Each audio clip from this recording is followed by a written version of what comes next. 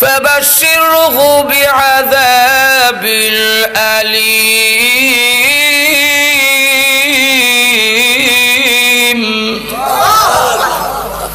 এদেরকে সুসংবাদ দিন আমার আযাব বড় কঠিন আযাব।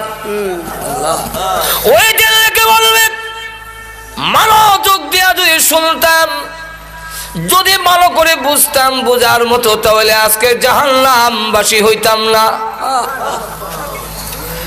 قالوا لو كنا نسمع أو نعقل ما كنا في أصحاب السعير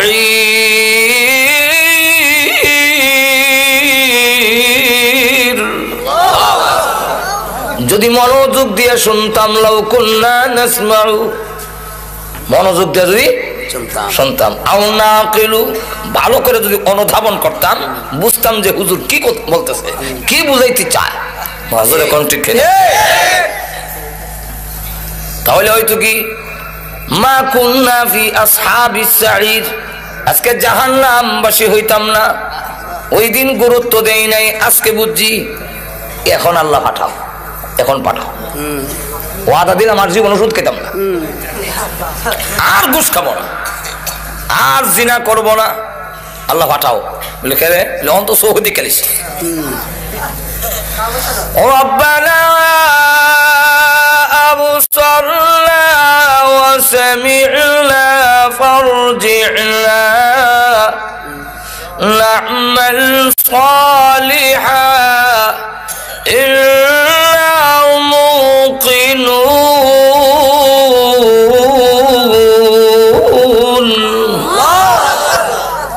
আল্লাহ এখন চোখে দেখছি যে আযাব, ভয়াবহ আযাব, এখন চোখে দেখতেছি।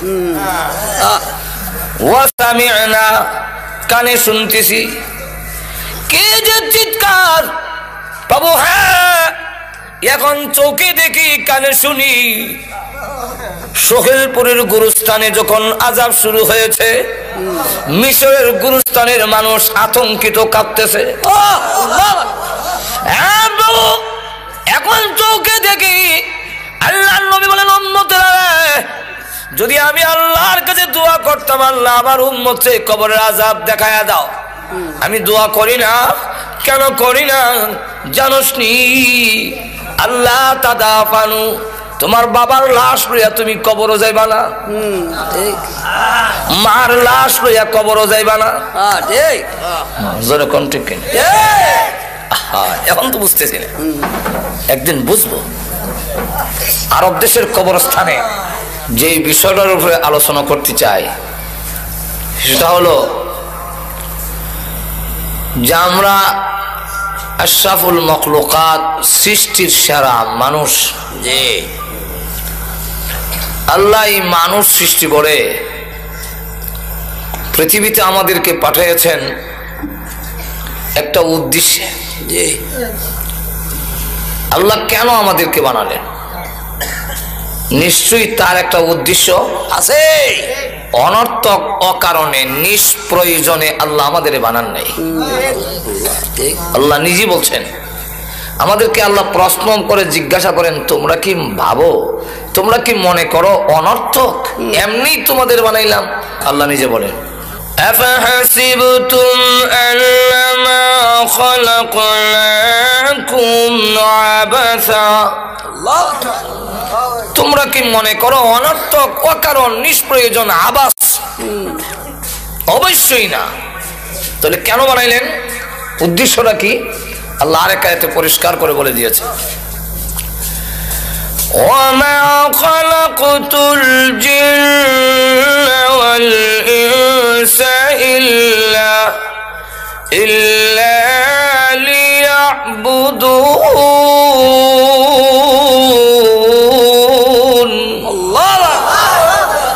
আল্লাহ বলেন, তোমাদেরকে সৃষ্টি করার উদ্দেশ্য হলো তোমরা জীবনের সর্বক্ষেত্রে আমি আল্লাহর ইবাদত করবে। এবং ইবাদত করলে কি করলে না, না নিজের ইচ্ছা মতো জীবন পরিচালনা করলে এর জবাবদিহিতার জন্য আবার কিন্তু আমার কাছে ফিরে আসতে হবে। আসতে হবে না এরকম নয়। আল্লাহ এক আয়াতে বলছেন ইলাইহি তুরজাউন, তোমরা সকলেই তারই দিকে ফিরে যাবে। কোন কোন আয়াতে বলছেন ইলাইহিন নুশুর, তার কাছে গিয়ে আবার তোমরা জমা হবে। আল্লাহু আকবার। আর আরেক আয়াতের শেষে বলছেন এমনটা মনে করো না যে আসতে হবে না। وأنكم إلينا لا ترجعون,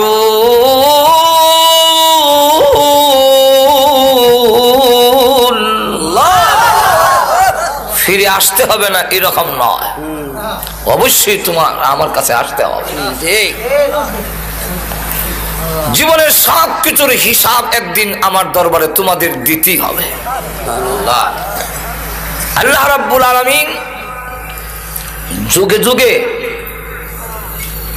লাখেরও উপরে নবী রাসূল পাঠিয়েছেন এই কথাটা বোঝাবার জন্য। সুবহানাল্লাহ। শতাধিক শতের উপরে আল্লাহ কিতাব দিয়েছেন,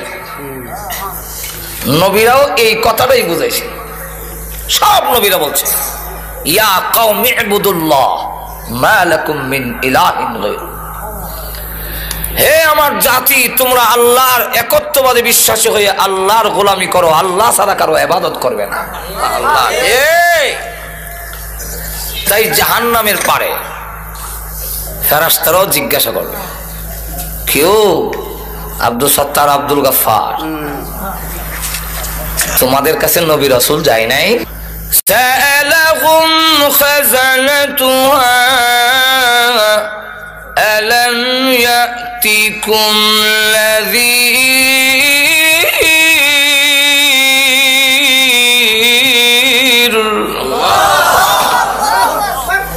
তোমরা যে জাহান্নামের পারে আসলে জীবনে তাফসীর মাহফিল হয়নি তোমাদের? আল্লাহু আকবার। ওয়াজ হয় নাই? এই দুজকের কথা কি শোনো নাই কোনোদিন? আল্লাহু আকবার। অস্বীকার করতে পারবেন না, তখন বলবে ক্বালু বালা قد جاءنا نذير।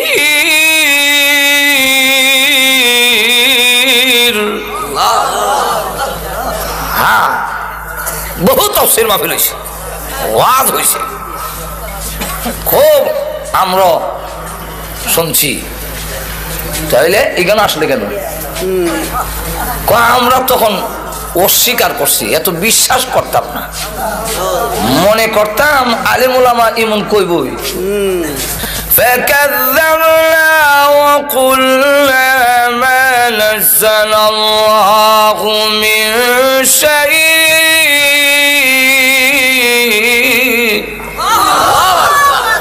আমরা অস্বীকার করছিলাম। ফাকাযযাবনা, বুঝলেন? নবীরাও যখন কথা বলতেন আমরা কানো আঙ্গুল দিয়ে রাখতাম, যেমন কথা কানো নাই, আর ফাত্তা দিতাম না। وَإِذَا تُتْلَى عَلَيْهِ آيَاتُنَا وَلَّى مُسْتَكْبِرًا كَأَن لَّمْ يَسْمَعْهَا كَأَنَّ فِي أُذُنَيْهِ وَقْرًا فبشره بعذاب أليم।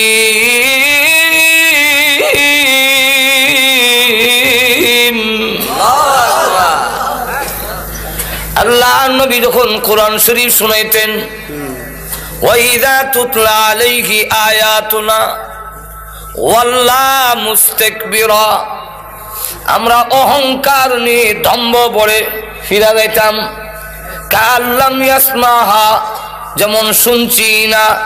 কান্না ফি উযুনাইহি ওয়াকরা, যেমন কানের মধ্যে ডিভা দেওয়া। আল্লাহ রাব্বুল আলামিন বলেন ওগো নবীজি তাদেরকে সুসংবাদ দিন। সুসংবাদ কে? সুসংবাদ আযাবের। আযাবের সুসংবাদ হয় একটু জোরে কর না। আল্লাহ রাব্বুল আলামিন কেন বললেন সুসংবাদ? আল্লাহ আযাবের ভয়াবহতা বয়ান করার জন্য আল্লাহ বলেন ফাবাশশিরহু বিআযাবিল আলীম,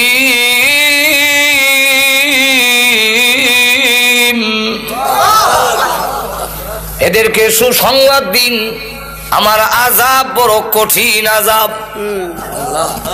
ওই জেলেকে বলবে মনোযোগ দিয়া যদি শুনতাম, যদি ভালো করে বুঝতাম, বোঝার মতো, তাহলে আজকে জাহান্নামবাসী হইতাম না।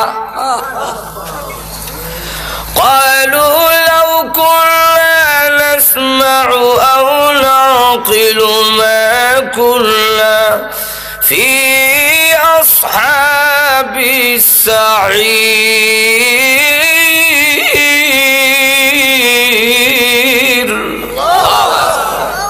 যদি মনোযোগ দিয়ে শুনতাম, লাউ কুন্না নাসমাউ, মনোযোগ দিয়ে যদি শুনতাম, আও নাকিলু, ভালো করে যদি অনুধাবন করতাম, বুঝতাম যে হুজুর কি বলতেছে, কি বুঝাইতে চায়, হুজুরে কোন ঠিক তাহলে হয়তো কি মা কুন্না ফি আসহাবিস সাঈর, আজকে জাহান্নামবাসী হইতাম না।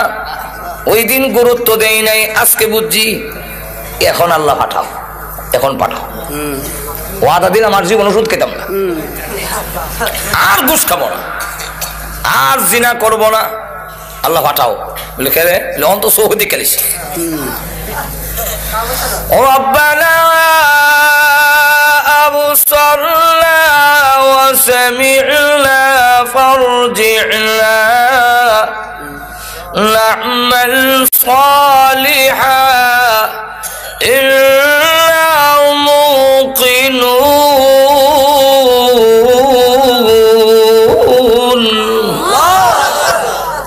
আল্লাহ এখন চোখে দেখছি যে আযাব, ভয়াবহ আযাব এখন চোখে দেখতেছি।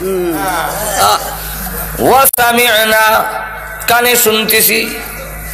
কে যে চিৎকার প্রভু, হ্যাঁ এখন চোখে দেখি, কানে শুনি।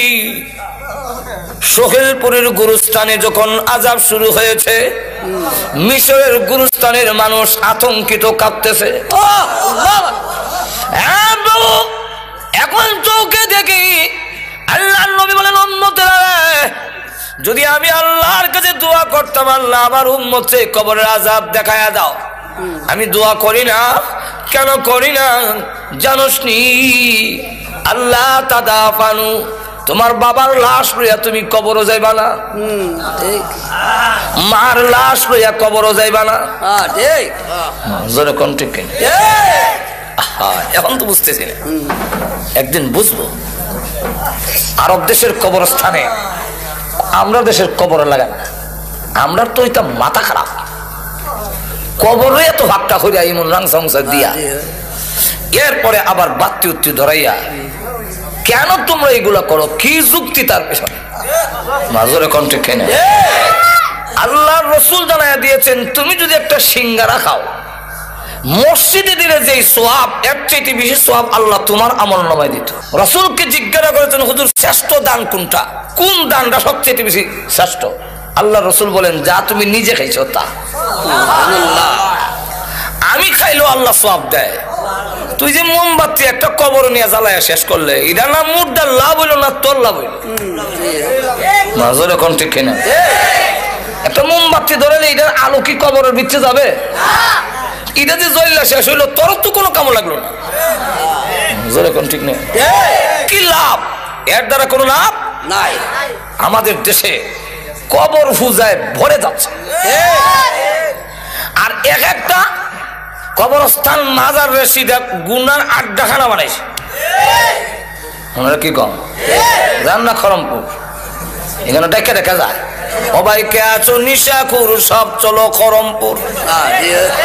নিশাখুর রে দেখে গুনার কালে লিপ্ত হয়ে গেছো। যার মদিনা জান্নাতুল বাকির মধ্যে 10,000 সাহাবী শুয়ে আছেন, কোনো বাতি নাই, কোনো ফাঁকা নাই। কবর হইছি না যায় না, খাদিজাতুল কুবরা রাদিয়াল্লাহু আনহার কবর জিয়ারত করে আইছি। আল্লাহ, দেখলাম তো এখানে কোনো উরুসও নাই, কোনো বাতিও নাই। বড় করে কোন ঠিক কিনা? আর আমরা দেশের মাথা খারাপ। শয়তান এক একটা গুনার আড্ডাখানা জমাইছে, গাঞ্জা খাওয়ার, জুয়া খেলার, নারী পুরুষ একত্রিত হইয়া গুনার কাজ করার এক একটা আড্ডাখানা জমাইছে। আরব দেশের কবর বোঝা যায় না। এক লোক একটু উঁচা জায়গা দেখে এখানে মাথা রেখে তিনি ঘুমাইয়াছেন। আরব দেশের লোকেরা মাটিতে ঘুমাইয়া থাকে, কারণ কাঙ্কর কাপড়ও লাগে না।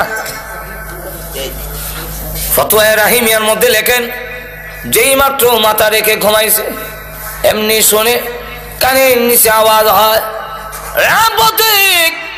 তোর মাথা উঠাক, তোর মাথার চাপে আমার কষ্ট হয়, তুই আমার বুকের উপরে মাথা দিলি কেন? যদি তুই আমার কবরের হালাত জানতি, জিন্দেগিতে তোর কোনদিন ঘুম আসতো না। আমি হাড়ে হাড়ে টার পাই, কিন্তু এখন আমল করার সুযোগ নাই। আমল করলেও লাভ হবে না। না লাভ হবে না। এক আল্লাহর ওলির কবরের পাশে দিয়া যায়, একজন লোক শুনে সূরা মুলকের তেলাওয়াত শোনা যায়। সুবহানাল্লাহ, সুবহানাল্লাহ মারছে, এমনি শুনে কবরের ভিতর থেকে আওয়াজ আসছে, আমি একবার দুইবার নয়, আল্লাহর কোরআন শরীফ এই কবরে 5000 বার খতম করেছি। একটা কাজ কর, 5000 বার খতম তোরে দেই, তোর একবার সুবহানাল্লাহ আমারে দিয়ে দে। কারণ জানোস নি, কিয়ামত পর্যন্ত কোরআন শরীফ পড়লেও তোর একবার সুবহানাল্লাহর সমান সওয়াব আমার হবে না। সুবহানাল্লাহ। কামান, হায় আফসোস, আমি কবরে এসেছি, এখন আমি হারে হারে টার পাই, কিন্তু আমল করার সুযোগ নাই। তোমাদের আমল করার সুযোগ আছে, কিন্তু গাফেল হইয়া তোমরা বসে আছো। ঠিক কিনা? কবরের আযাব যদি দেখতে, নবী বলেন আমি দেখি। সাহাবীরা নবীর কথায় এই জন্যে, তারা তো অনেক নবীর দৃশ্য ডাইরেক্ট দেখেছেন। এজন্য খাদিজাতুল কুবরা রাদিয়াল্লাহু আনহা কাঁদলেন। পৃথিবী থেকে বিদায় হওয়ার সময় আল্লাহ নবী বলেন, কান্দো কেন? নবী গো, কান্দার দুইটা কারণ, একটা হলো আপনার জন্যে, আর একটা হলো আমার নিজের জন্যে। আমার জন্যে কেন কান্দো? ওগো নবীজি, এতদিন আমি আপনার পাশে ছিলাম, কাফেররা আপনার গায়ে আঘাত করতে সাহস পায়নি। খাদিজাতুল কুবরা রাদিয়াল্লাহু আনহা কুরাইশের মধ্যে একজন শিল্পবতী ধনাঢ্য মহিলা, আবার তার একটা প্রভাব ছিল কুরাইশদের উপরে। এই কারণে নবীজি যখন দাওয়াত দেয়, পাশে দাঁড়ায় থাকেন খাদিজাতুল কুবরা। কারণ তখনও পর্দার বিধান নাজিল হয় নাই। আল্লাহর নবী যখন হাতে কাটে মাজারে দাওয়াত দেয়, লোকেরা এসে দেখে খাদিজা পাশে দাঁড়ানো, আল্লাহু আকবার, সাহস পায় না আঘাত করতে। খাদিজাতুল কুবরা বলেন, ওগো নবীজি, আমি যখন বিদায় হয়ে যাব, আপনার পাশে কে দাঁড়াবে? এই জন্য আমি কান্দি। মার কান্দা দেখে ছোট্ট মেয়ে ফাতেমা রাদিয়াল্লাহু আনহা ডাক দিয়ে বলে, মা গো, আপনি কাঁদলেন না, ওয়াদা দিলাম গো, আপনি পৃথিবী থেকে বিদায় হয়ে গেলে আমার বাবার পাশে আমি ফাতেমা সব সময় দাঁড়াইয়া থাকবো। এই জন্যে রাসূল যখন দাওয়াত দিতেন, ছোট্ট একটা মেয়ে কোমর ধরে রাখতেন। আল্লাহ, এই মেয়ের নাম ফাতেমা। সুবহানাল্লাহ। এখন নবীজি 2 নম্বরটা হলো আমার জন্য কান্দি আমি পৃথিবী থেকে বিদায় হয়ে গিয়া কবরের যে কোনো সামান নাই, আল্লাহ কি নিয়ে যাব? আমার যে কোনো সামান নাই। আপনারা বলেছেন কবরে চাপ দিবে, আল্লাহ নবীজি আঙ্গুল দেখে বলেন, এইভাবে একটা হাড্ডি আর একটা হাড্ডির ভিতরে ঢুকে যাবে। এখন নবীজি এইভাবে যদি হয়, আমি খাদিজার ভয় লাগে আমার যে কোনো সামান নাই, সামান নাই, অথচ আল্লাহ সালাম পাইছেন। আল্লাহ একটু জোরে কর না। হাদিস শরীফের মধ্যে আসছে আল্লাহর নবীর দরবারে খাবার নিয়ে আসতেছেন, প্লেট দিয়ে জিবরাইল নবীজির কাছে বসা। এমনি জিবরাইল বলে, নবীজি আপনার খাদিজাকে এই মুহূর্তে মহান আল্লাহ সালাম দিয়েছেন। 10 জন পুরুষকে আল্লাহ জান্নাতের সার্টিফিকেট দিয়েছেন, ঠিক তেমনি ভাবে এই পৃথিবীর 10 জন মহিলাকেও জান্নাতের সার্টিফিকেট দিয়েছে। ইসলাম নারীকে যে ইজ্জত দিয়েছে, পৃথিবীর কোন ইসলাম, পৃথিবীর কোন তন্ত্রমন্ত্র মহিলার এই ইজ্জত দিতে পারবে না। সুতরাং মহিলাদের ইজ্জত দেওয়ার জন্য আল্লাহ পর্দার বিধান দিয়েছেন, নারীর অবরোধের জন্য নয়। যারা কিনা আল্লাহর চাইতে নারীর পক্ষে বেশি দরদ দেখায়, এদের মতলব ভালো না, এদের পুরুষের গাঠটি নারীর মাথায় চাপা দেওয়ার ষড়যন্ত্র করছে। বাংলাদেশিরা এখানে মুসলিম জনগোষ্ঠী, এখানে মুসলমানের উপর ভিত্তি করে আইন তৈরি হবে, এবং এই কথাটা সব দলই বুঝে। আওয়ামী লীগ নির্বাচনী ইশতেহারে লিখেছে কোরআন সুন্নাহ বিরোধী কোনো আইন পাস করা হবে না। বিএনপিও ফারুক আন্না ফারুক লেখে ইসলামী মূল্যবোধ, কারণ বুঝে যে এটা না করলে এই দেশও চলবে না। যেরকম ঠিক না, জাতীয় পার্টিও ইসলাম রাষ্ট্রীয় খারাপ হয়, যেরকম ঠিক না, বুঝে এই দেশের মানুষ মুসলমান, যেরকম ঠিক না। এই দেশের জমিনের নিচে লক্ষ লক্ষ আল্লাহর ওলিরা শুয়ে আছেন, এই দেশের জমিনের উপরে লক্ষ লক্ষ আল্লাহর ওলিরা বিচরণ করেন, যে দেশের জমিনে লক্ষ লক্ষ মসজিদ প্রতিষ্ঠিত, যে দেশের জমিনের উপরে হাজারো হাজার মাদ্রাসা প্রতিষ্ঠিত, যে দেশের আল্লাহু আকবারের ধ্বনির মাধ্যমে পশু পাখিরা পর্যন্ত ঘুম ভাঙে, এদেশের কৃষক শ্রমিক মাঝি মাল্লারা আল্লাহু আকবারের ধ্বনি শুনে ঘর থেকে বের হয়, এবং যে দেশের মানুষেরা আল্লাহু আকবার শুনতে শুনতে সব কাজ করে, যে দেশের সূর্য ডুবে আল্লাহু আকবারের মাধ্যমে, যে দেশের সূর্য ওঠে আল্লাহু আকবারের মাধ্যমে, সেই দেশে ডাইরেক্ট কোরআন সুন্নাহ বিরোধী কোন আইন কোন রায় এদেশের জনগোষ্ঠী মেনে নিবে না। আমার আইন একটা কয়ে ফেললো বা কয়ে ফেললো, আল্লাহ গজব ছেড়ে দিছে। গজবের নাম ইফটিজিং। আমি দেশ আইতে না আইতে দেখি, এটা বুঝি না, ব্যাপারও দেখি ইফটিজিং, ইফটিজার কানো ধরে বটনি লইছে। ইফটিজিং কিটা, এটা মুখে দয়া অন্তত 20 বার আমি মস্ক করছি। ইফটিজিং ইফটিজিং নাইলে মোদায় নতুন শব্দ তো না বলে, এরপরে শব্দটার অর্থ বুঝতেও বড় কষ্ট হয়েছে। ইফটিজিং এটার বাংলাটা হলো নারীদেরকে উত্তক্ত করা। আল্লাহ গজব ছেড়ে দিছে। তোমরা না বলছিলে জরুরি না, তখন সামলাও, এখন কয় বটনি লও, 6 মাসের জেল 4 মাসের জেল। বটনি লয় ঠিকই, কিন্তু আবার ঠিকই করে, কারণ এইভাবে আইন দিয়ে 6 মাস না 6 বছরের জেল দিয়েও ইফটিজিং থেকে নারীদেরকে রক্ষা করা যাবে না। বিলাই নাকের আগায় সুটকি লটকাইয়া যদি আইন দেওয়া হয়, এই বিড়াল সুটকি যদি খাস তাহলে 50টা বেদ, বিলাই কইব ইজাতের আইন আমার ঠেঙ্গো মানে, বরং যে এই আইন দিছে হেরে 50টা দাও। কেন সেও তো তার সিরা খেলে, আমার নাকের আগার সুটকি লটকায় গন্ধ লাগে আর আমি সুটকি খেতাম না। ফাইটনার মধ্যে রেখা ফাইলার ভিতরে, এরপরে ডাকনা দিয়া যদি কয় এই বিড়াল ডাকনা ফালাইয়া খেলে 50টা বেদ, তাহলে এটা মানা যায়।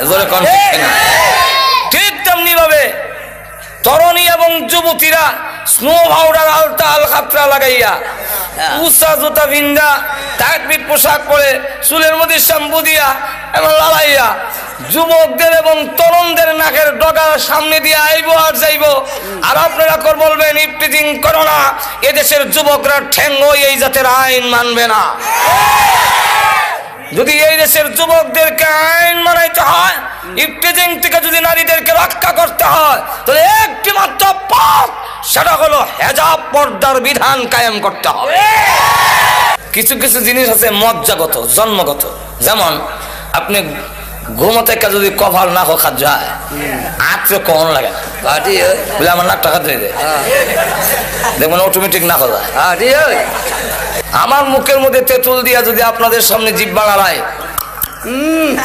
আপনাদের জিহ্বার মধ্যে অটোমেটিক পানি উঠবে নিয়ত করা লাগবে না যেরকম ঠিক কিনা তো এই যে যদি হয় আল্লাহু আকবার অটোমেটিক আপনার জিহ্বার মধ্যে পানি উঠবে পীর হোক আউলিয়া হোক যেরকম ঠিক না এমপি হোক মন্ত্রী হোক সবার জিহ্বার মধ্যে পানি উঠবে কি উঠবে না যদি কেউ কয় আমার উঠে না এটার দুইটা অর্থ একটা অর্থ হইলো হে লম্পট উঠে স্বীকার করে না বাটফার আর আরেকটা হইলো যে হের জিহ্বা দোষ ঠিক তেমনি হবে নারী দেখলে পুরুষের হাত যাবেই এটা জন্মগত আর তো জোরে কন্যা আদম আলাইহিস সালামের বুকের বাঁকা হাড্ডির থেকে হাওয়া আলাইহিস সালামকে যখন সৃষ্টি করলেন উনি ঘুমাচ্ছিলেন ঘুম থেকে উঠতে দেখে একজন মহিলার কাছে বসা তখন দেখা যায় হাত অটোমেটিক যায় দেখতো আল্লাহ বলে হাত সামলাও হাত সামলাও বিয়া করাই দিল শেষে আল্লাহ নিজে খুতবা পড়ে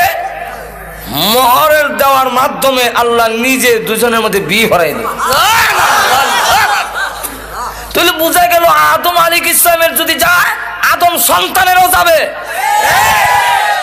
কি বলেন ঠিক না সুতরাং এই নারীদেরকে যদি পুরুষের দরার থেকে রক্ষা করতে হয় তাহলে পর্দা লাগবে হেজাব লাগবে পারিশন লাগবে আর না হয় রক্ষা করা যাবে না অপর দিকে যারা পর্দার বিধান উঠাই দিতে চায় এদের উদ্দেশ্য হইলো আমাদের সমাজ থেকে বিয়ার প্রথাটা উঠে নিত তখন আর বিয়া থাকতো না খালি খালি ফ্রেন্ডশিপ থাকবো ফ্রেন্ডশিপ গার্লফ্রেন্ড বয়ফ্রেন্ড আঙ্গুল ধরে ধরে আড়াআড়ি আর কিছু ঠিক ইউরোপ বানাইতে চায় আমি আমেরিকার একটা স্টেট আছে এটার নাম হলো মিশিগান এটা হইলো আমেরিকার এক বর্ডার তার পাশের রাষ্ট্র হইলো কানাডা মাঝখানে একটা নদী তো নদীর পরে হাঁটতে গেলাম আমরা কয়েকজন তো আমরা তো আটটাছে তসবিহ পড়তেছি সুবহানাল্লাহ সুবহানাল্লাহ ডাইনি মামা চাই না সাইরে তুই হল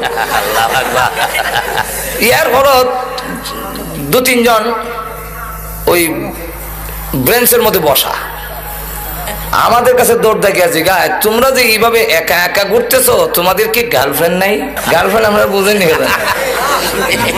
হ্যাঁ মহিলা মহিলা বন্ধু নাই তখন আমরা তারা বুঝাইতে চেষ্টা করলাম যে ইসলামে এইভাবে বিবাহের আগে যুবতীদের হাত ধরে আঠা এটা ইসলামে অ্যালাউড না এটা ইসলাম গ্রহণ করে না কন্টেক্ট না তো আমাদের সমাজেও যারা চায় এরকম করতে তখন আর বিয়া থাকবে কই বিয়া থাকতো না আর যখন থাকবে না এক কলেজের দেওয়ালের মধ্যে লেখা হে কুমার তুমি বিয়াতে রাজি হও না কেন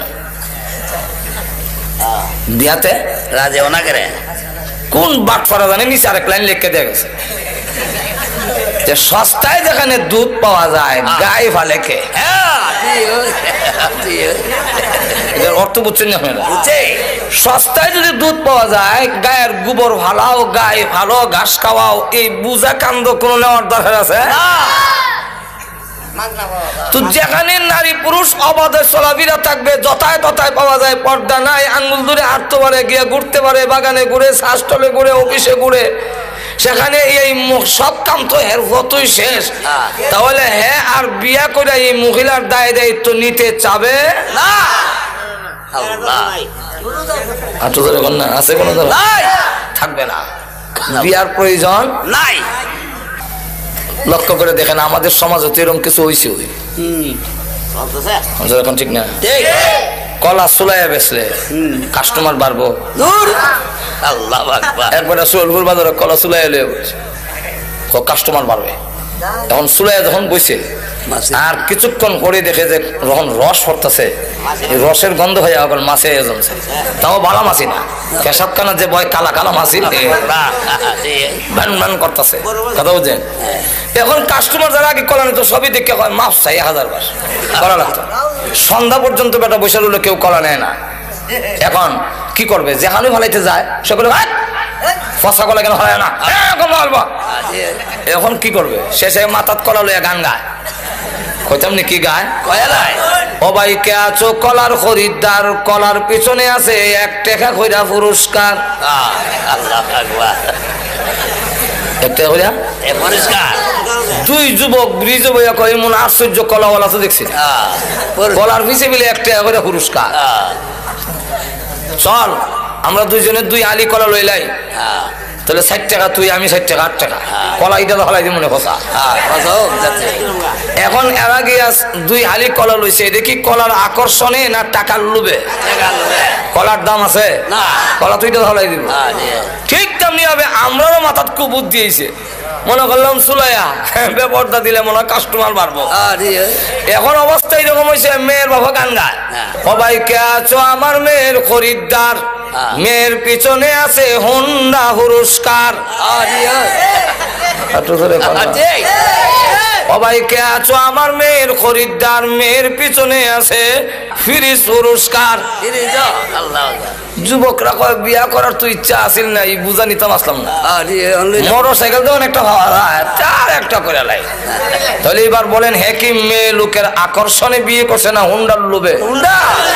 এর কাছে হুন্ডার দাম আছে, বউর দাম নাই। যেরকম ঠিক কিনা? আমি জন্য বলতেছিলাম, পুরুষদেরকে আল্লাহ যেমন 10 জন পুরুষকে জান্নাতের সার্টিফিকেট দিয়েছেন, ঠিক তেমনি ভাবে 10 জন মহিলাকে দুনিয়াতে জান্নাতের সার্টিফিকেট দিয়েছেন। এর মধ্যে একজন খাদিজাতুল কুবরা রাদিয়াল্লাহু আনহা, ওনাকে আল্লাহর নবীর মাধ্যমে জিবরাইল বলেন, ওগো নবীজি আপনার খাদিজাকে মহান আল্লাহ এই মুহূর্তে সালাম দিয়েছেন এবং ঘোষণা দিয়েছেন আল্লাহর তৈরি জান্নাত ওয়াজিব হয়ে গিয়েছে। কিন্তু এর পরেও আল্লাহ বলে যে কবরের কোনো সামান নাই। আর আমাদের হালত কি? ও মুসলমান, আমাদের অবস্থা কান্নার কারণ হইল আমি পৃথিবী থেকে বিদায় হয়ে গেলে কবরের জগতে যখন রেখে দিবেন, কবর যে বলছেন এইভাবে চাপ দিবে, এটা কিন্তু রেহাই নাই, সবকে দিবে। আল্লাহর নবী বলেন, কবরের আযাব থেকে যদি কেউ রেহাই পেত, আমার সাদ ইবনে মুআয রেহাই পেত। খাদিজাতুল কুবরা রাদিয়াল্লাহু আনহা বলেন, ওগো নবীজি আপনার ব্যবহারের একটা কাপড় আমার কাফনের ভিতরে দিবেন কিনা? আল্লাহু আকবার। আমার বিশ্বাস আপনার ব্যবহারের একটা কাপড় যদি আমার কাফনের ভিতরে থাকে গো, তাহলে কবর আমাকে এইভাবে চাপ দিতে পারবে না। ওই কবরের আযাব যেদিন দেখবো, ওই দিন আমরা তখন বলবো আল্লাহ এখন চোখে দেখছি, কানে শুনছি, এখন সোহেলপুর পাঠাও। ওই ভাড়াই তো চলবো, সোহেলপুর যে ভাড়াই তো এটা কোরআন আসেনি, কোরআনের ডাইরেক্ট আয়াত নাই, কিন্তু অর্থের ভিতরে সোহেলপুর আছে। কোরআন ফারজিনা, যেখান থেকে আসছি সেখানে পাঠাও। বেটা যদি সোহেলপুর থেকে গিয়া থাকে গাটুরার কথা কইতো না। ফারজিনা পাঠায়া দাও। কি করবি? নামাল সালিহা, নেক আমল করব। এখন করবি কেন, আগে করলে না? আগে মনে করছিলাম সত্য হতে পারে, মিথ্যা হতে পারে, মোল্লারা এরম বলবেই, এখন তো দেখে লইছি।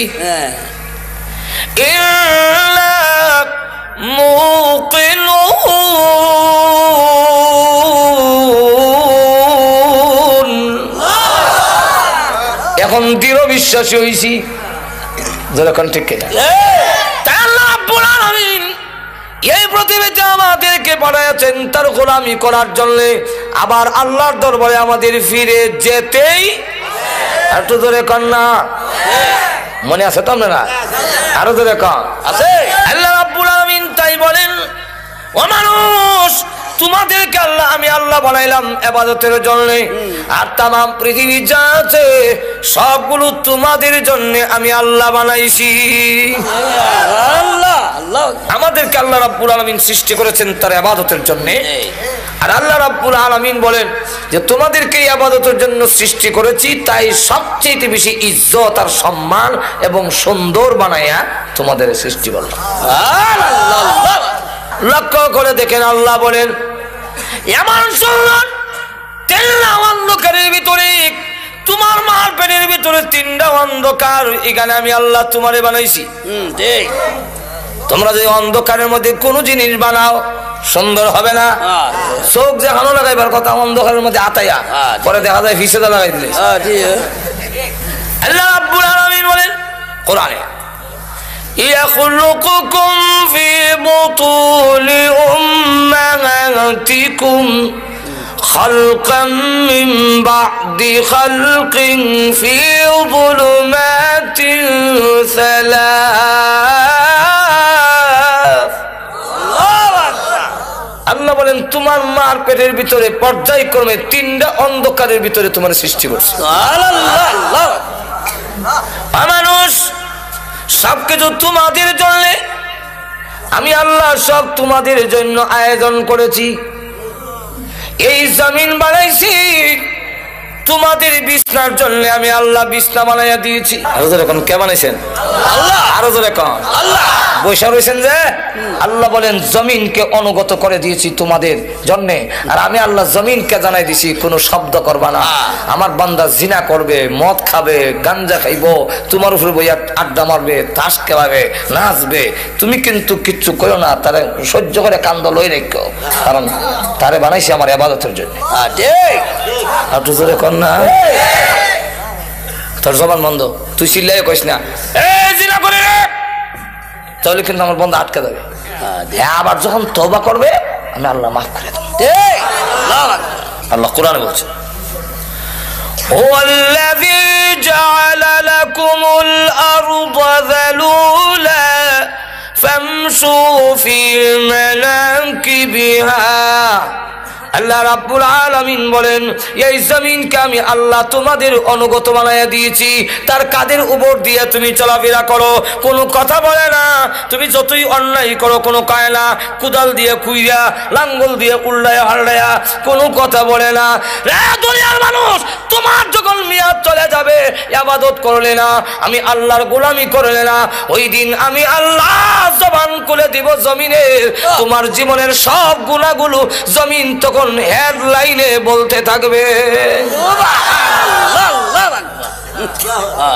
কোরআন শরীফ আছে, বলবো, ইযা যুলজিলাতিল আরদু জিলজালাহা ওয়া আখরাজাতিল আরদু আথকালাহা ওয়া ক্বালাল ইনসানু মা লাহা يومئذ تحدث أخبارها بأن ربك أوحى لها। জমিন হয়ে গেছে, মুহাদ্দিস বর্ণনা দেয়, কি এর বর্ণনা? আখবারাহা, আখবার খবরের বহু বচন, খবর রে বাংলা হয় সংবাদ, ইংরেজিতে হয় নিউজ, আর আরবিতে হয় খবর। কি হয়? খবর। তখন হেডলাইনে কয় আল্লাহ সুদ খাইছে, ঘুষ খাইছে, মদ খাইছে, জিনা করছে আমার উপরে। আল্লাহ জমি তুমি যদি বলো তো আমি বাঁচবো কেমন? আল্লাহ ওয়াকালাল ইনসানু মা লাহা, জমিন তোর কি হইল, এমনি এই কথা কেন কস? আল্লাহ ডাক দেবেন নবী গো, বিআন্না রাব্বাকা ওয়া লাহা। জমিন কেন কথা বলবে জানেননি? আপনার রব হুকুম দিয়েছেন, আপনার রব হুকুম দিয়েছে, এই জন্য মানুষ যত গুনাহ করেছে জমিন সব এক একটা করে বর্ণনা দিবে। আর এখন জমিন নড়ে না। আল্লাহ বলে ইয়াতো উপরে আকাশ, কোন ফিলার দিলাম না, আকাশ কে স্থাপন করছে? আল্লাহ আকবার। আর জোরে কোন আল্লাহ। কার জন্য? আমরা। কোনদিন ভাঙ্গে পড়ে না, টুকরা না, সলডা না। আল্লাহ কোরআনে বলছে কেন হবে না? ওয়াজআলনাস সামাআ সাকফাম মাহফুযা।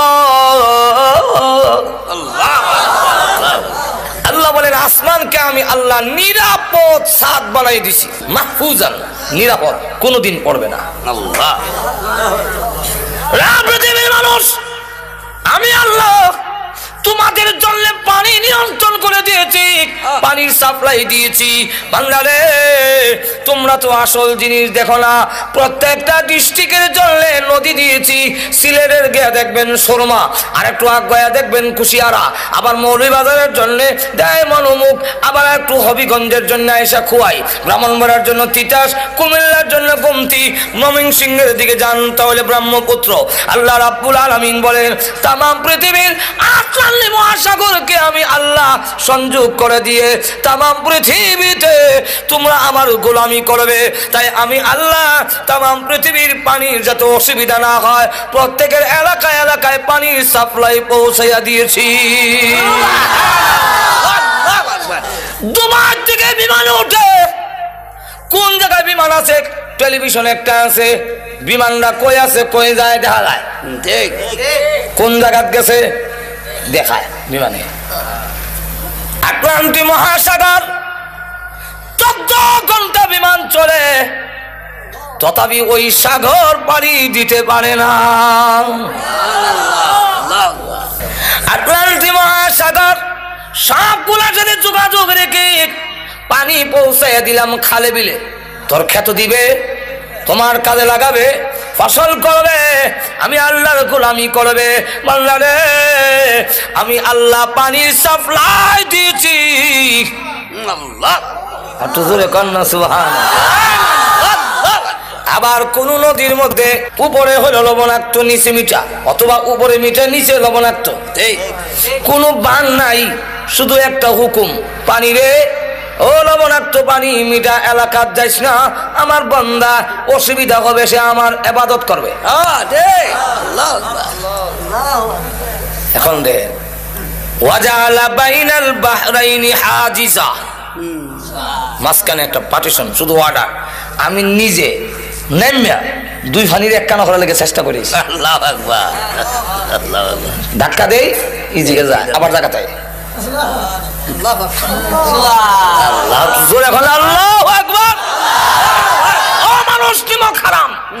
এরপরে যদি অবাধ্য হও, এরপরে যদি আমার গোলামি না করো, এরপরে যদি গান বাজনা লিপ্ত হও, এরপরে সব কিছু লিপ্ত হও, কঠোর শাস্তির ব্যবস্থা আছে।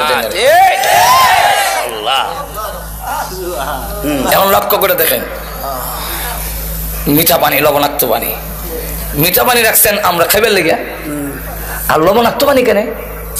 তাফসীরের কিতাবে লেখেন লবণাক্ত পানির কারণ হইল ওই যে কুত্তা বিলাই গরু ছাগল মরে, লাশ মানুষ পচা বইলা যায়, নদীটা ভাসায় নেয়, নিয়ে লবণাক্ত পানির মধ্যে ঢুকাইয়া তার প্রয়োজনটাকে নষ্ট করে দেয়, যাতে আবহাওয়া দূষিত না হয়। নাহলে আবহাওয়া সাপের বিষ, ফললার বিষ, কুত্তার বিষ, তখন বিষ আবহাওয়া বিষাক্ত হইয়া তোর না খেতে যাইব, গিয়া সব পাশ নষ্ট হয়ে যাবে। তোদের সবগুলো ঠিক রাখার জন্য তুই না আমার গোলামি করবি, তুই না আমার সাজদা দিবি। ও নিমক খারো মন্দা মাজরে কোন ঠিক কিনা, তুই যে আমার সাজদা দিবি আমি তোর সব আয়োজন করে রাখছি।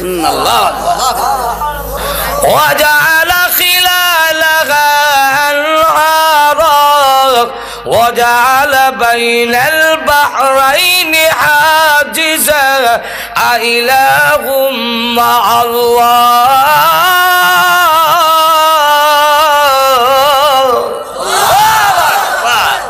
আমি ছাড়া কি আরো মাবুদ আছে? এই কাজে শরীক আছে? তুই কোন যুক্তিতে খরমপুর গিয়া বাবাটা হস, খাজা বাবার দরবারে গেছিলাম, শরম করে না তোর? আল্লাহ বলেন কে তোরে সরাইলো এই দয়ালু আল্লাহর কাছ থেকে? একটু জোরে কন্যা, আল্লাহ নিজে বলছে ইয়া আইয়ুহাল ইনসানু মা গাররাকা বিরাব্বিকাল কারীম।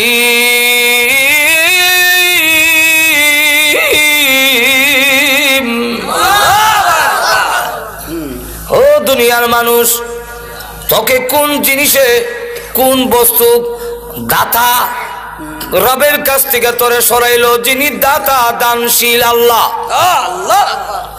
এত দান করলেন যিনি, তার কাছ থেকে তোরে কে নিল? বান্দারি মাজরে কন্ট্রি বাবা, বান্দারি লেন্সারা চলে না রেলগাড়ি, তুই এখানে গেলে গে? তুমি কেন বলো বাবা তোমার দরবারে কেউ ফিরে না খালি হাতে?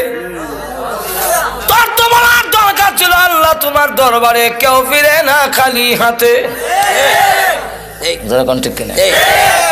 এই আয়াতের ব্যাখ্যায় লেখেন ইয়াহইয়া ইবনে মাআজ রাহমাতুল্লাহ আলাইহি এত বড় বক্তা ছিলেন যে ওনার ওয়াজে প্রতিদিনই 10, 20, 30, 40 জন পর্যন্ত মানুষ কলজা বেঁচে মারা যেত। সেই আল্লাহর ওলি তিনি বলেন হাসরের দিন যদি আল্লাহ আমার জিগায় কিসে তোমারে আমি দয়ালু দাতার থেকে সরাইল, আমি তখন কইয়া দাঁড়াম তোমার দয়ায়। আল্লাহ তোমার দয়া মায়া আমার নষ্ট করছে। এটা কেমনে? এটা বুঝতে হইলে আগে বুঝেন অনেক সন্তান কিন্তু মার দয়াডারে ফুজি করে নষ্ট হয়। বুঝছেন? হে মাদ্রাসা থেকে আমার কাছে গরম ভাত খায়, আমার পানি ভাত দেয়। মার দয়া মায়া বেশি তো কপুত্রে আর যাবার দরকার নাই। আসলে কিন্তু আর পানি ভাত দেয় না। এই কথাটা কোয়ার উদ্দেশ্য হইল এ নষ্ট হইতো ঠিক কিনা? মার দয়া মায়া ধরে বুঝি কইরা অনেক সন্তান নষ্ট হয়। এই এমনি মাল বুঝাইতে চাচ্ছেন আল্লাহ তুমি তো রহমান দয়া করছো আমারে, আর আমি দয়াটা বুঝতে না হইলে নষ্ট হয়েছি। কিভাবে? রমজান মাসে দিনের বেলা ডালের বেলা নিয়ে মুখ দেয়, এই সময় যদি ঠাস করে তুললে ফেরেশতা সর মারতো, আর জাগা পেশাব পায়খানা করে জিন্দিগিতে আর কোনোদিন ডালের বড়া খাইতো না কেউ। কিন্তু আল্লাহ করছেন দয়া, হ্যাঁ কি তো হইছে ঠিক কিনা? ভালো হয়েছে না নষ্ট হয়েছে? ঘুমাইছে যদি ঘুম থেকে আমরা ফজর নামাজ পড়ে উঠে গিয়ে দেখতাম যে যারা যারা ফজর নামাজ পড়ছে না ফেরেশতারা জোড়া যারা আসে সব ছুড়ে লিছে। একটা মানুষও নামাজ না হইয়া ঘুমাইতো। অন্তত 20 বার গিয়া আমার ইমাম সাহেবের মুয়াজ্জিনরা কইলো নামাজের টাইম হইছে নি হুজুর? প্রভু তুমি করেছ দয়া আর আমি হয়ে গেছি নষ্ট। হুজুর এখন ঠিক কিনা? মা যখন ছোট সময় দুষ্টামি করতাম তো আব্বার কাছে বিচার গেলে আব্বা কইতো হয়তো হে থাকবে আর না হয় আমি থাকবো। আমিও বাড়ি থাকি না, খালি চক্কর দেই। আল্লাহর কি মর্জি এক ঘরের সাইডে আমি আইতাছি, আব্বা যে এই সাইডে দিতেছে এটা তো আমার জানা না। দুজনকে মুখামুখি এমনি হয়ে না রে আব্বা কত দৌড় দিস না, ঠ্যাং ভেঙেলাম। আমিও দেখলাম দৌড় দিয়া জানবা হয় তখন সৎ মেনু চলি গজব থেকে বাজবার লেগে কাম হয় না। আব্বা দৌড়ে বাড়িতে নিছে নিয়ে একটা লাঠি লইছে, লাঠি এখন উপর দিকে উঠাইছে, এখন আমার বসুর হইব আজাব না দিলইব। এমনি সিলি মারতাম মা, মার দয়া মায়েরা বেশি না কম? মা এমনি দৌড় দিক সন্তান আর লাঠির মাঝখানে ডুইকা যায়। ডুইকা তখন বলে মায়ের লাগো আর দুষ্টামি করবে না। মা খুব ভালো করে জানে আমি মায়ের খাই ও দুষ্টামি ছাড়তাম না। মা দয়া মায়া যেমন বড় হয়ে দাঁড়ায়, আল্লাহ বলেন আমি রহমান। তুই যখন নামাজ পড়স না, তুমি যখন রোজা রাখো না, সুদ খাও ঘুষ খাও জেনার মধ্যে লিপ্ত হও, আমার গজব যায় তোকে তোমার চলে। আমি আল্লাহ দয়ালু, আমি দেখে আমার বান্দা মরে যাবে, ধ্বংস হয়ে যাবে। এমনি আমার দয়া মায়াকে ডাক দিয়ে বলি ইন্না রাহমাতি সাবাকাত গজবি, গজবের আগে আগে দৌড় দে। আমার বান্দার গজবের মাঝখানে ঢুইকা গিয়া বলবে গজব রে পড়িস না, এবার রমজানের ডাইলের বড়া খাইছে, সামনের রমজানে আর খাইতো না। আমি আল্লাহ করি তোর দয়া আর তুই গেছিস নষ্ট হইয়া। ঠিক কিনা? এর দিকে আল্লাহ যদি জিজ্ঞাসা করেন তা আমি কমু তোমার দয়া মায়া না করতা অত নষ্ট হইতাম না। ঠিক কিনা? আল্লাহ আমি যেমন আগে দয়া করছি মরার পরও দয়া চাইরা বাঁচতে পারবি না। তোরা কোন ঠিক কিনা রাস্তাটা তোর ধরে লইব কারণ সিস্টেম যেভাবে দেয়া রাখছি তুই ধরা পড়বে আচ্ছা তোরা কোন না সিস্টেমে ধরা হয়ে আছে কইতাম নেই এক ঘটনা কারণ সিস্টেম তৈল যার ওজন নেকের ওজন বেশি হইব জান্নাতি আর যার গুনাহ বেশি হইব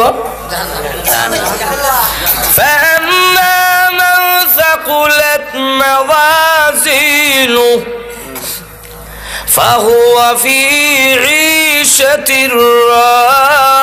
راضية وأما من خفت موازينه فأمه هاوية একটা বান্ধে লইছে মানছে পড়ে সিস্টেমে তো বান্ধে লইছে আল্লাহ অপরাধী দেখেন আল্লাহর দয়া কেমন হয়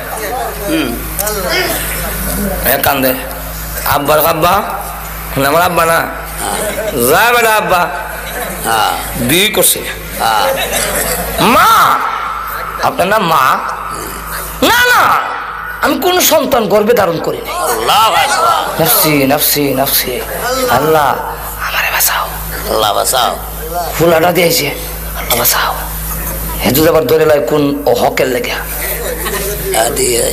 দেখবেন বন যদি আইয়ে ফাওনা নিবেলে আইসে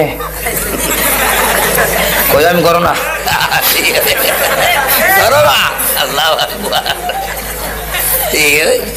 ভাই যদি কয় বলে ফুলারা পাঠাইতে আসতাম সৌদি আরব 3.5 লাখ টাকা লাগে ভাইরে কইছে তুমি 1 লাখ টাকা দাও দিত না এর লেগে ভাই আইলে এই সময় বেশি এই সময় আর হাসরের মাঠ আল্লাহ স্ত্রী তুমি আমার বউ না না আমার বিয়ে হইছে না আল্লাহ আমার কথা না কোরআনে বলছেন সব ভাগবো ইয়াউমা ইয়াফিরুল মারউ মিন আখিহি ওয়া উম্মিহি ওয়া আবিহি আল্লাহ ওয়া সাহিবাতিহি ওয়া বানিহি আল্লাহু আকবার সব কালি ভাগে কেউ কারো পরিচয় দেয় না আপনি আমার বিয়াই না মনে না সব ও মনে না সব আরে বিয়াই মারাইও না নফসি নফসি নফসি হুজুর আপনি না আমার পেশা আপনার কাছে মুড়ি দিছিলাম না ফির কইস না বন্ডর কাছে যখন যাইব হে আল্লাহ আমি কোনো বিড়ি না বাপ ধরছিলাম ফ্যাট ফলবার লাগিয়া ফেলা أنساب بينهم يومئذ ولا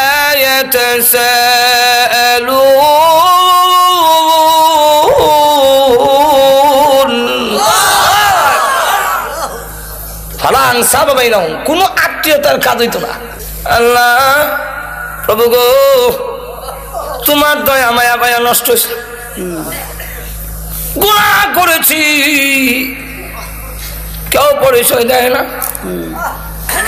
আল্লাহর অর্ডার এই ফেরেশতারা তো নিয়মে বেঁধে দিয়েছে আল্লাহ আপনি নিয়ম দিয়েছেন নিয়মে ধরছি নিয়মে ধরছি তো এই দিকটা নিয়ে ওই রাস্তা দিয়ে ফেলাইবা যে রাস্তা দিয়ে নিয়ে যাবে লেগে আল্লাহ অর্ডার দিছে দেখেন আল্লাহ কি কেরাসমা লাগায় ওই রাস্তার মধ্যে একটা লোক একজন আল্লাহর ওলি ব্রাহ্মণবাড়িয়ার বড় হুজুরের মতো আল্লাহ উনার সাথে সে একদিন শহরে মরুভূমির শহরে গেছে আল্লাহু আকবার হুজুরের পানি শেষ গলা শুকাইয়া গলা কাটা মুরগির লাগান কইরা সাইটটানি আরম্ভ হইছে হনার বাস্ত না সুবহানাল্লাহ কিন্তু তার কাছে পানি আছে আল্লাহু আকবার সে কয় এখন যদি পানি উনারে দেলাই তো সামনে তো আমারও বিপদ হওয়ার সম্ভাবনা আছে আছে আবার কয় একজন আল্লাহওয়ালা লোক বড় হুজুরের মতো মন ওলির লোক মারা যাইব আল্লাহ তোমার উপরে ভরসা তুমি আমার ভাষা লাগাইও না দেলাই তোমার বান্দারে দিলাইছে হুজুর পানি পান করিয়া হাদিস শরীফের ঘটনা পানি পান করে তখন সুস্থ হইয়া দুজন মরুভূমি পার হইয়া এসে বসছে আর কোনো অসুবিধা হয়েছে না সুবহানাল্লাহ ওই লোকটাকে আল্লাহ টিকিট দিয়েছেন বেহেশতের, দিয়া বলছেন ওই অলিকে যে তুমি লাইনে দাঁড়াও, কারণ বেহেশতে যাবার সিস্টেম হইলো লাইনে যাইতে। সুবহানাল্লাহ। বড় হুজুর ফখরে বাঙ্গাল আল্লাহওয়ালাদের দল না হইয়া জান্নাতে যেতে পারবেন না। আপনি একা একা পণ্ডিত হইলে কাজ হইতো না। জান্নাতে যাওয়ার সিস্টেম আল্লাহওয়ালা হয়ে যেতে। ঠিক আমার কথা না, আল্লাহ কোরআনে বলছেন। বলবো আয়াত, ফাদখুলি ফি ইবাদি ওয়াদখুলি জান্নাতি।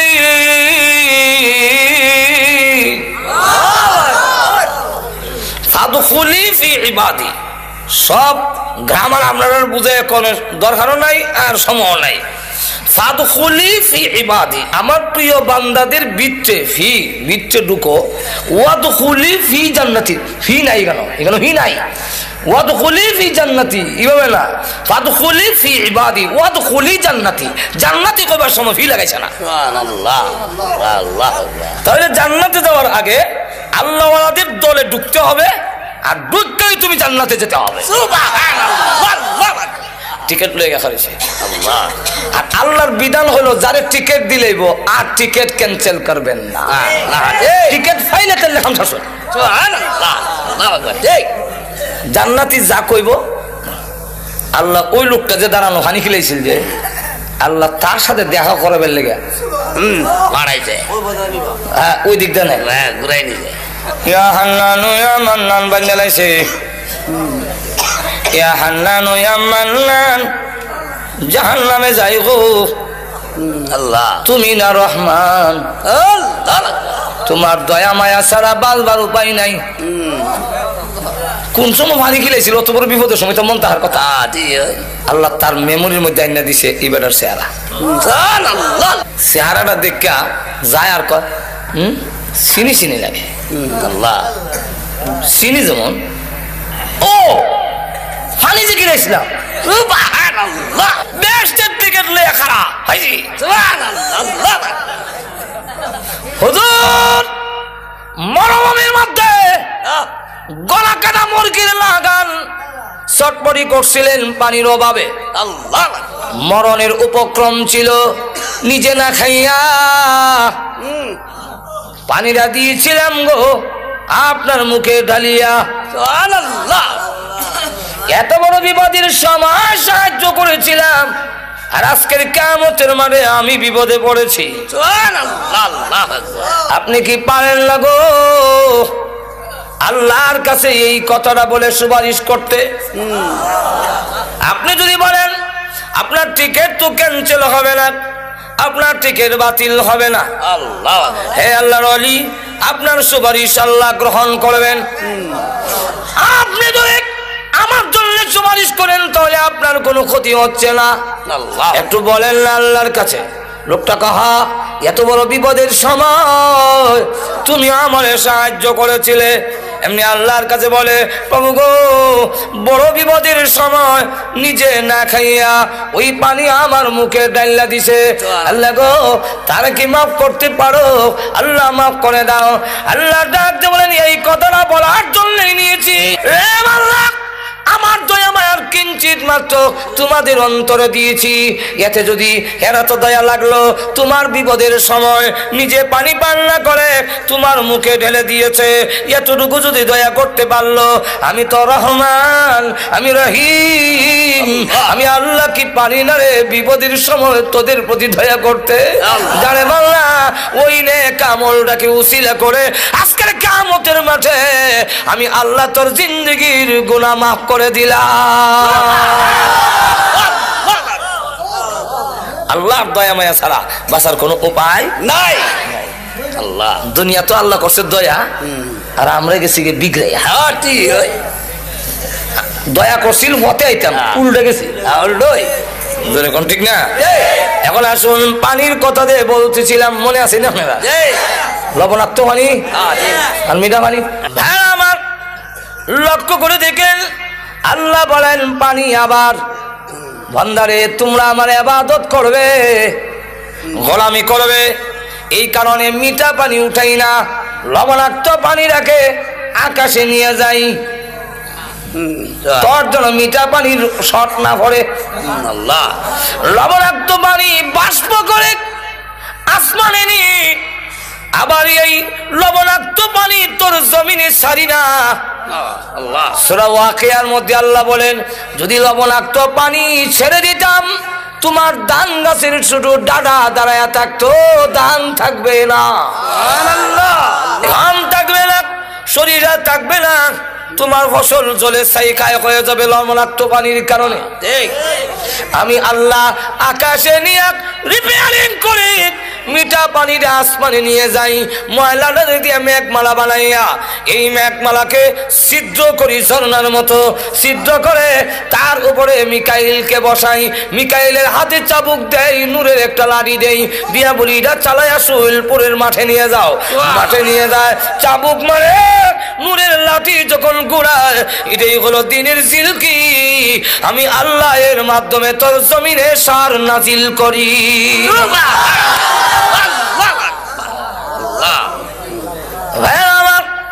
এইভাবে আল্লাহ রাব্বুল আলামিন বলেন, ডাইরেক্ট উপর থেকে পানি ছেড়ে দিলে তোর ফসল নষ্ট হয়ে যাবে, ফসল নষ্ট হয়ে যাবে। আল্লাহ বলেন, মিকাইলকে দিয়া মেঘমালা তোর জমিনের কাছে নিয়া ঝর্ণার মতো করে রাখছি, তোর জমিনে সারি রে ফসল খাইয়া তুই 5 ওয়াক্তের নামাজে আমি আল্লাহকে সাজদা দিবি। সাজদা গিয়া কইবে সুবহান রাব্বিয়াল আল্লাহ। আচ্ছা যাক, লবণাক্ত পানি গেল, তোমার নৌকা যে যায় শোলপুর থেকে ইটের নৌকাটা বুঝাই করে যে যাস, বাতার সমানে সমানে পানি। কোন সাইন্টিস্টের, কোন দার্শনিক, কোন বিজ্ঞানীর মাথায় ধরে না যে তরলাক্ত পানির উপরে এই পাথরের নৌকাটা ভেসে থাকে কিভাবে। তবে তো পানি তো নন দিলে নিচে নয় তো দিলে বাসে এরকম নেই। আমরা তো মনে হচ্ছেন বেটাগিরি, বেটাগিরি। আল্লাহ কোরআনে বলেন, না না আমি পানির হুকুম দিছি, বাসায় রাখিস। বলবো আয়াত, والفلك التي تجري في البحر بما ينفع الناس।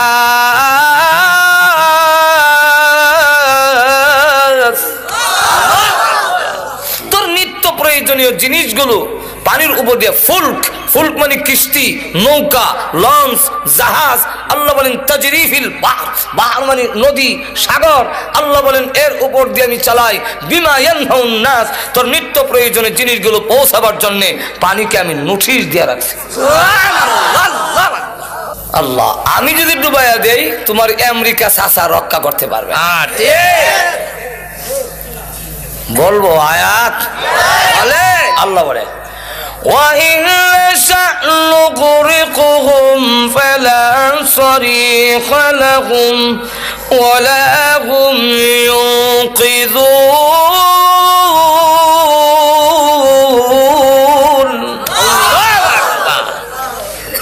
আমি যদি ডুবাইয়া দেই তাহলে وَإِن نَّشَأْ نُغْرِقْهُمْ, আমি যদি তাদের ডুবাইয়া দেই ইচ্ছা করি, ফালা সরিখা লাহুম, কোনো সাহায্যকারী পাবে না, ওয়ালা হুম ইউনকিযুন, তোমাদেরকে কেউ রক্ষা করতে পারবে না। আল্লাহ বলেন শুধু তাই না, আমি আল্লাহ ঘুমাই না, আমি আল্লাহ তোমাদের ঘুম পাড়াই এবং ঘুমের ব্যবস্থা করে দিয়েছি। ওয়াজআলনা সুবাতা ওয়াজআলনা লাইলা লিবাসা। আল্লাহ বলেন আমি ঘুম না দিলে ট্যাবলেট খেলে তোর ঘুমিত না, আমি ঘুম দেই। কেন দেই? ঘুম দেওয়ার কারণ, কেন ঘুম দেই? আল্লাহ রাব্বুল আলামিন বলেন ওয়াজআলনা নাওমা সুবাতা, আমি কেন তোমাকে ঘুম দেই? বিশ্রামের জন্য সারাদিন তুই ইট ভাড়াত কাজ করে, সারাদিন মাটি কেটে, সারাদিন ঠেলাগাড়ি ঠেলে, সারাদিন রিক্সা চালাইয়া, আরে বান্দা তুই যখন ক্লান্ত শান্ত হয়ে যাস, দোকানদারি ব্যবসা বাণিজ্য করে শরীর যখন দুর্বল হয়ে পড়ে, আমি আল্লাহ তোর ঘুম পাড়াই। তুমি যখন 7 ঘন্টা 8 ঘন্টা ঘুমাও, ঘুম থেকে উঠলে দেখা যায় সারাদিনের ক্লান্তিটা ঘুমের মাধ্যমে আমি আল্লাহ দূর করে দেই। বিশ্রামের মাধ্যমে আমি আল্লাহ তোমার সেই ক্লান্তিটা দূর করে দেই, ঘুম আমি দেই। আবার ওয়াজআলনাল লাইলা লিবাসা, তোর ঘুমটা ভালো করে চাপার জন্য আল্লাহ রাব্বুল আলামিন বলেন রাইতের নামক পর্দা আমি ঢেকে দেই, অন্ধকার করে দেই, তোর ঘুমটা যেন ভালো করে চাপে, তোর ক্লান্তিটা যেন দূর হয়। এরপরে আল্লাহ রাব্বুল আলামিন বলেন চন্দ্রটারে আবার ডিম লাইট আমি বানাইছি। চন্দ্রের মধ্যে যে একটা গাছ দেখা যায় দেখছেন তো, এই গাছটা কিসের? ছোট সময় বৈশাখ জ্যৈষ্ঠ মাসে সুতা ধরতাম দৌড়ে, ধরেন নাই মনে হয় আপনারা? তো মাকে জিজ্ঞাসা করলাম, মা এই সুতা করতে গায় গো? মাকে ওই যে সামনে একটা গাছ দেখো, এখানে এক বুন্নি তাহে, এই বুন্নি সুতা ছাড়ে। বিজ্ঞান যখন পড়লাম তারা কয় পৃথিবীর ছায়া। নবীর হাদিস যখন পড়লাম তখন নবী কয় পৃথিবীর ছায়াও না, গাছও না। এটা কি? আল্লাহ রসুল বলে এটা আল্লাহ তার বান্দার প্রতি যে নিয়ামত দিয়েছেন তার আলামত। কি আলামত হুজুর? চন্দ্রের মধ্যে ও সূর্যের মতো এমন পাওয়ার আছে, দুইটার লাইট দিনে রাইতে জ্বললে বান্দার ঘুমাইতে অসুবিধা হবে। আলুর মধ্যে ঘুমাইলেও রাইতের ঘুম আর দিনের ঘুম একরকম হয় না, বারবার ঘুম ভেঙে যায়। ঘুমাইলো মানুষের আড়াআড়ি টার হওয়া যায়, ঠিক না? আল্লাহ জিবরাইলকে হুকুম দিলেন, আমরা যেইভাবে কুফি ল্যাম্প নিবাই আর দিয়া তাওয়া দিয়া, আল্লাহ জিবরাইলকে বললেন তোমার নূরের পাকা দিয়া 3 বার তাওয়া দাও চন্দ্রের মধ্যে। কয়বার? 3 বার।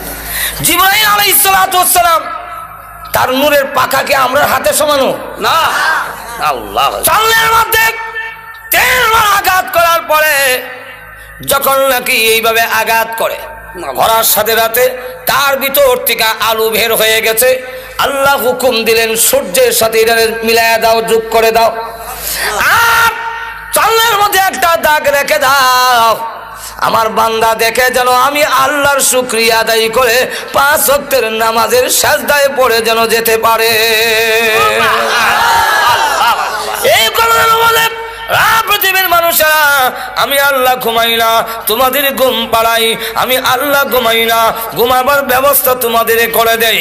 আর ওই যে চন্দ্রটারে ডিম লাইট বানিয়ে দিয়েছি তোমার ঘুমটা ভালো হওয়ার জন্য। বান্দারে এই সবগুলো কইরা আমি আল্লাহ ঘুমাই না তোমাদের ডাক শোনার জন্য। কোন সময় বিপদে পড়ে আমি আল্লাহকে ডাক দিবি, তোমাদের ডাকে সাড়া দেওয়ার জন্য। আমি আল্লাহ 24 ঘন্টার ভিতরে একটা সেকেন্ডও ঘুমাই না। এই সকল ব্যবস্থা করলাম তুমি আমার ইবাদত করবে, যেরকম ঠিক কিনা? এখন হয়েছে কি, আমার আয়াতের দিকে যাই। আল্লাহ বলেন না, তুই অবাধ্য হয়ে যাস।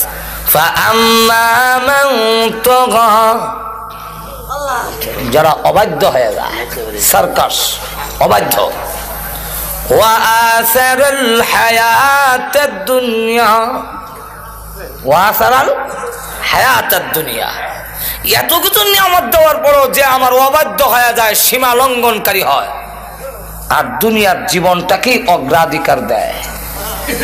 ফাইনাল জাহিমা হিয়াল মাওয়া, তার ঠিকানা হবে জাহান্নাম। যখন কোন জায়গায়? কোন জায়গায়? এখন আপনারাই বলেন, এতগুলো নিয়ামত দেওয়ার পরে, এত ব্যবস্থা করার পরেও যদি তার অবাধ্য হয়, তার কথা না মানে, তার গোলামি না করে, তার ঠিকানা জাহান্নামে হওয়া উচিত কিনা? আর একটু জোরে কা। আল্লাহ বলে ওয়া আম্মা মান খাফা মাকাম রাব্বিহি ওয়া নাহান নাফসা আনিল হাওয়া আর যেই ব্যক্তি আমার সামনে দাঁড়াইতে হবে, আমি যে বলেছি কে গোলামি করলো কে করলো না জবাব দিতে জন্য আমার কাছে আসতে হবে, এই দরজার ভিতরে আছে ওয়ানা আন্নাসানিল হাওয়া, তার চাহিদা কুপ্রবৃত্তি খুব যে চাহিদাটা ওইটাকে যদি বিরত রাখে আমি আল্লাহর সামনে দাঁড়ায় জবাব দিয়ে করতে হবে। এই ভয়ের কারণে যদি পিরায় রাখতে পারে, আল্লাহ বলেন ফা ইন্নাল জান্নাতা হিয়াল মাওয়া, তার ঠিকানা হবে জান্নাত।